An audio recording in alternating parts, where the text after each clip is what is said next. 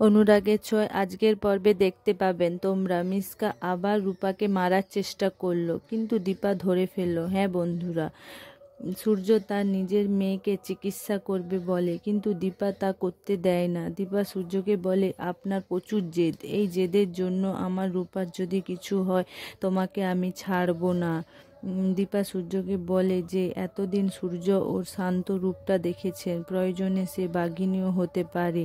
দীপা বলল, আমার মেয়ের কোনো অ্যাক্সিডেন্ট হয়নি, ওকে মারার চেষ্টা করা হয়েছিল। মিশকা লুকিয়ে লুকিয়ে সব কথা শুনছিল। বাড়ির সবাই বলল, কি বলছো?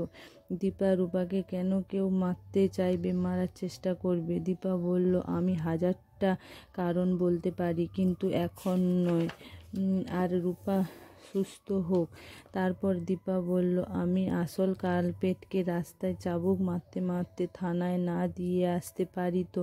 আমার নাম দীপা মজুমদার নয়। মিশকা ভাবল, আমি কি ভুল করলাম নার্সিংহোমে এসে?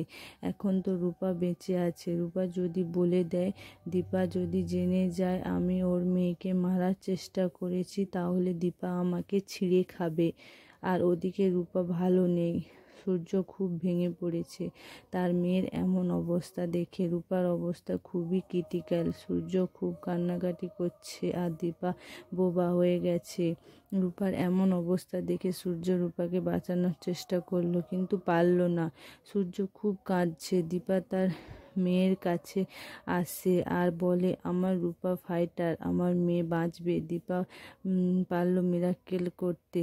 রূপা রেসপন্স করছে। তারপর বাড়ির সবাই চলে গেল, দীপা আর সূর্য নার্সিংহোমে থেকে গেল। দীপা সূর্যকে নার্সিংহোমে থাকতে দিল। তারপর মিশকা এলো নার্সের ছদ্মবেশে, মারতে রূপাকে মারতে গেল, আর দীপা তাকে ধরে ফেললো হাতে নাতে।